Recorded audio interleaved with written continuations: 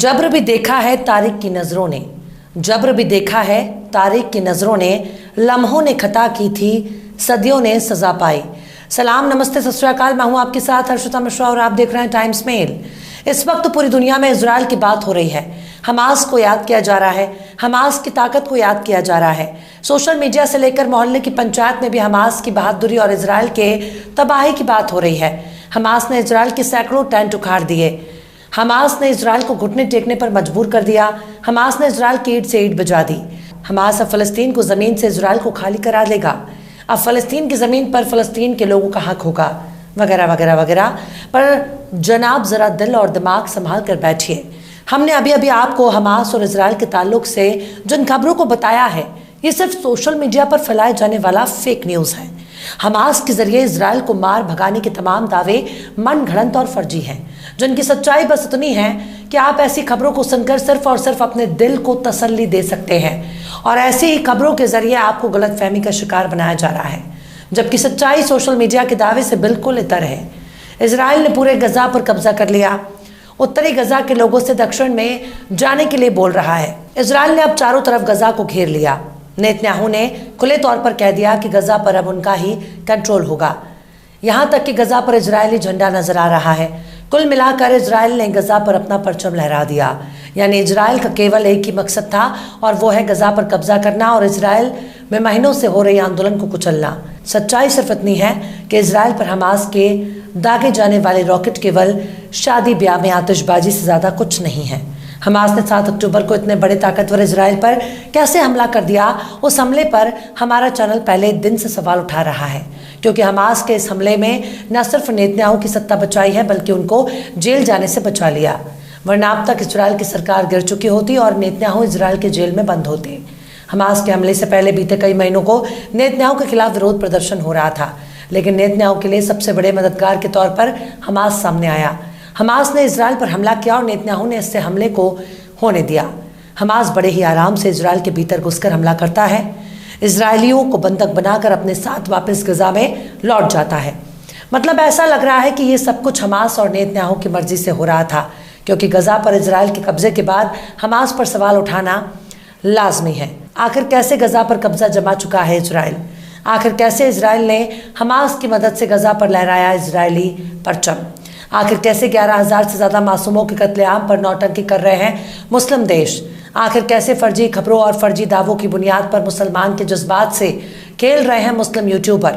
बताएंगे आपको और भी बहुत कुछ, लेकिन आप अगर हमारे चैनल पर नए हैं और पहली बार हमारी वीडियो को देख रहे हैं, तो आप हमारे चैनल टाइम्स मेल को सब्सक्राइब कर लें, वीडियो को लाइक कर दें और बेल आइकन का नोटिफिकेशन बटन भी प्रेस कर दें, ताकि बिना देरी हमारी हर खबर आपको मिलती रहे। लौटते हैं अब खबर की तरफ। इस वक्त पूरी दुनिया में इजराइल की बात हो रही है। जिस पश्चिमी देशों की मदद से आज इजराइल नाम का एक देश अपने वजूद बना रहा है, उनका 1 इंच ज़मीन भी फ़लस्तीन में नहीं था। पर आज पश्चिमी देशों की मदद से इजराइल मौजूद है, जो लगातार पूरे फ़लस्तीन पर कब्जा करता जा रहा है। और हालत यह है कि इजराइल ने जब से गजा पर भी पूरा कंट्रोल कर लिया है, और दुनिया भर में अपनी ताकत का लोहा मनवाने वाले मुस्लिम देश चाय की टपरी पर मीटिंग कर रहे हैं। एकता दिखाने के लिए इन अरबी बोलने वाले देशों ने अब तक केवल अपने ही अरबी भाइयों की पीठ में छुरा घोंपा है। आज हालात ऐसे हो गए हैं, अस्पतालों में दवाई नहीं है, बिना एनेस्थीसिया ही मरीजों के ऑपरेशन हो रहे हैं। पूरे गजा को भूख प्यास की शिद्दत ने तड़प तड़प कर मरने पर मजबूर कर दिया। छोटे छोटे मासूम बच्चे प्यासे मारे जा रहे हैं। सबसे ज़्यादा मरने वालों में छोटे छोटे मासूम बच्चे ही हैं। कई दिनों से खूब खबरें सुनने में आ रही थी कि हमास ने इजराइल को ज़मीनी मुकाबले में खूब टक्कर दी है। पर अगर ज़मीनी मुकाबले में खूब टक्कर मिल रही है, तो फिर इजराइल के सैनिक गजा की ज़मीन पर इजरायली परचम क्यों लहरा रहे हैं? बैनुल अक़वामी खबरों के मौजूद बड़े बड़े एक्सपर्ट और यूट्यूब के बड़े बड़े चैनल बिल्कुल गोदी मीडिया की तरह से झूठ परोस रहे हैं। वो लगातार इजराइल और गजा के बारे में फर्जी और मनगढ़ंत किस्से सुना रहे हैं। अगर इजराइल को हमास कड़ी चुनौती दे रहा है, तो फिर गजा पर इजराइल का कब्जा कैसे हो गया? अब नेतन्याहू कह रहे हैं कि युद्ध विराम के बाद गजा पर इजराइल रहेगा, ना कि हमास की सरकार। फलस्तीन जमीन पर कब्जा करने वाले इजरायली प्रधानमंत्री बेंजामिन नेतन्याहू ने ऐलान किया है कि इजरायली अनिश्चित काल के लिए गजा पर कंट्रोल करेगा। हमास दोबारा से गजा पर काबिज ना हो जाए, इसलिए इजरायली गजा की सुरक्षा करना चाहता है, और गजा पर सुरक्षा के नाम पर इजराइल लंबे समय तक गजा पर कंट्रोल करेगा। जबकि टाइम्स मेल शुरू से यही कहता आया है कि इजराइल का मकसद हमास से लड़ना नहीं है, बल्कि गजा की आवाम को ख़त्म करके इजराइल पर कब्जा करना चाहता है। पर हुआ भी वैसा ही और हुआ भी वैसा ही। हमास ने इजराइल पर बहुत ही नाटकीय तरीके से हमला किया और दुनिया में अपनी ताकत का लोहा मनवाने वाले इजराइल ने बड़े ही आराम से इस हमले को होने दिया। इजराइल और हमास के नज़र न आने वाले इस गठजोड़ की वजह से नेतन्याहू की कुर्सी बच गई, उनकी सरकार गिरने से बच गई। और अब नेतन्याहू को इसलिए भी याद किया जाएगा कि उन्होंने गजा को इजराइल बना दिया। जब से नेतन्याहू ने इजराइल पर बेमियादी मुद्दत तक रहने का ऐलान किया, तब से इजराइल की नीयत पर शक होने लगा है। एक बात सबसे ज़्यादा गौर करने वाली है, दुनिया का यही कानून है कि जब आपकी ज़मीन पर कोई कब्जा होता है तो उसे लड़ने के लिए हथियार उठा सकते हैं। जब आम नागरिक हथियार उठाकर दुश्मन से सामना करता है तो उसे मिलिशिया कहते हैं।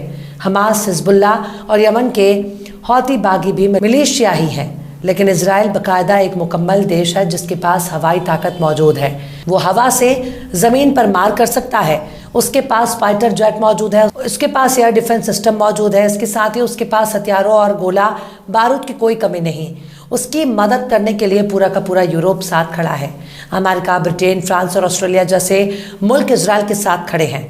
भले ही दुनिया की 90% मुल्क फ़लस्तीन के साथ खड़े हों, पर इन देशों के पास हथियार की ताकत है जो पूरी दुनिया को हथियार बनाकर सप्लाई करते हैं। ऐसे में अगर कोई देश इजराइल की टक्कर लेना चाहेगा, तब भी उसे उन्हीं अमेरिकन और यूरोपियन हथियारों के जरिए ही इजराइल का मुकाबला करना होगा। और इन सब में सबसे खास बात यह है कि इजराइल मतलब अमेरिका है। ऐसे में जब तक दुनिया का कोई देश ईरान, उत्तर कोरिया, चीन और रूस की तरह खुद ही हथियार नहीं बनाते, तब तक इजराइल या फिर अमेरिका को टक्कर देना आसान नहीं होगा। गजा पर पूरी तरह से कब्जा होने के बाद फ़लस्तीनियों को अगर कोई देश अपने यहाँ पनाह नहीं देगा तो जितने लोग नज़र आ रहे हैं उनको भी इजराइल मार देगा। याद रखिए, अमेरिका मतलब ही इजराइल है और इजराइल का मतलब ही अमेरिका। फ़लस्तीन पर कब्जा जमाने वाले लोग कोई असली यहूदी नहीं हैं। पैगंबर हज़रत इस्राइल अलैहिस्सलाम के 12 बेटे थे, उन्हीं को बनी इजराइल कहा जाता है। इन्हीं 12 बेटों में एक बेटे का नाम यहूदा था, जिसके नाम पर बनी इजराइल की एक शाख को यहूदी कहा जाता है। बनी इजराइल की एक बड़ी आबादी पैगंबर हज़रत ईसा अलैहिस्सलाम के आने के बाद ईसाई हो गए। लेकिन जब इस्लाम आया, तब इस्लाम आने के बाद बनी इजराइल के यहूदी और ईसाई कलमा पढ़कर मुसलमान हो गए। अरब की सरजमीन पर ईसाई और यहूदी भी आबाद थे, जो आज भी हैं। लेकिन पैगंबर की आमद के बाद सबसे पहले मुसलमान बनने वाले यहूदी ही थे। उनको मालूम था कि आखिरी पैगंबर की आमद मक्का में होने वाली है। पर ये जो आज खुद को बनी इजराइल कह रहे हैं, ये बाद के लोग हैं जिनका ताल्लुक कौमे मूसा और बनी इजराइल से नहीं है। ये जायनिस्ट बनी इजराइल के यहूदी नहीं है। ये गोरी चमड़ी वाले फर्जी यहूदी हैं जिनको गैर अरब और गैर यहूदियों ने खड़ा है। और आज पश्चिम की लॉबी फ़लस्तीन पर कब्जा जमाकर खुद को यहूदी कह रही है, जबकि ये लोग बनी इजराइल नहीं है। अमेरिका इनको खूब मदद दे रहा है क्योंकि अमेरिकी इकोनॉमी में इन्हीं जायनिस्ट लोगों की भागीदारी है। अगर अमेरिका जायनिस्ट लोगों की मुखालिफत करने की हिम्मत दिखाएगा तो अमेरिका ही तबाह हो जाएगा। अमेरिका और यूरोप में मौजूद जायनिस्ट अपने लिए एक नई किताब बना चुके हैं, जिसमें इनका दावा है कि मूसा के रब ने यहूदियों को एक ज़मीन देने का वादा किया। इसी नज़रिए के तौर पर इन लोगों को खिलाफत उस्मानिया के दौर में फ़लस्तीन में ज़मीन की मांग कर रहे थे, क्योंकि जेरूसलम पर इनको कब्जा चाहिए। ये लोग जेरूसलम में आबाद होना चाहते थे, जबकि जेरूसलम में विदेशी लोग को आने पर आज़ादी थी, लेकिन यहाँ बसने की आज़ादी हासिल नहीं थी। खिलाफत उस्मानिया के मकजूर होने के बाद इन जायनिस्टों ने फ़लस्तीन में घुसपैठ करनी शुरू कर दी। पहला विश्व युद्ध के बाद खिलाफत उस्मानिया और जर्मनी की हार हुई, जिसके बाद फ़लस्तीन पर ब्रिटेन पर कब्जा कर लिया। ब्रिटेन ने विदेशी यहूदियों को यहाँ बसाना शुरू कर दिया। यूनाइटेड नेशन के ज़रिए जायनिस्ट और पश्चिमी देशों ने फ़लस्तीन की ज़मीन पर इजराइल नाम का देश बना दिया और आज यही इजराइल फ़लस्तीन के लिए ज़ख्म बन चुका है। जिनकी ज़मीन है, आज उनको उन्हीं की ज़मीनों से बाहर किया जा रहा है और उस पर विदेशियों ने कब्जा जमाना शुरू कर दिया। गजा पर इजराइल ने कब्जा कर लिया और यही सच्चाई है। पर बड़े बड़े यूट्यूबर और मुस्लिम नाम वाले ट्विटर हैंडल फर्जी खबरें फैला रहे हैं, इसलिए इनसे दूर रहने की ज़रूरत है। ऐसे लोग सिर्फ और सिर्फ मुसलमानों के जज्बात से खेल रहे हैं, जबकि पूरा फ़लस्तीन पश्चिमी देशों के बनाए ट्रैप में फंस चुका है, जिनसे निकलना बहुत मुश्किल है। बहरहाल चलते चलते आखिर में नदीम गुल्लानी ने भी क्या खूब फरमाया है, तो जिसे मैं जंग का ऐलान भी कर ही दूंगा, तो जिसे मैं जंग का ऐलान भी कर ही दूंगा, मेरे दुश्मन तो मेरे कद के बराबर तो आ, फिलहाल इस वीडियो में बस इतना ही। ये वीडियो आपको कैसा लगा कमेंट बॉक्स में आप जरूर बताइएगा। वीडियो पसंद आए तो लाइक करें। हमारे वीडियो लिंक को फेसबुक, ट्विटर, व्हाट्सएप पर अपने रिश्तेदार, यार, दोस्तों को भी शेयर करें। और बेबाक, निष्पक्ष, स्वतंत्र पत्रकारिता को सपोर्ट करने के लिए आप हमारे चैनल टाइम्स मेल को जरूर से सब्सक्राइब करें। और हाँ, बेल आइकन की घंटी वाली बटन भी आप जरूर से दबा दें ताकि आपको हमारे आने वाले नए वीडियो के नोटिफिकेशन फौरन ही मिल जाए। फिर मिलता है किसी और वीडियो में एक नई खबर के साथ। हर्षिता मिश्रा को दीजिए इजाजत। जय हिंद। तो देख लिया आपने हमारे इस वीडियो को। हमें उम्मीद है कि आपने हमारे वीडियो को लाइक किया होगा और दूसरों को भी शेयर किया होगा। अगर अभी तक आपने हमारे चैनल टाइम्स मेल को सब्सक्राइब नहीं किया है तो जल्दी से सब्सक्राइब कर दें और बेल आइकन भी प्रेस कर दें।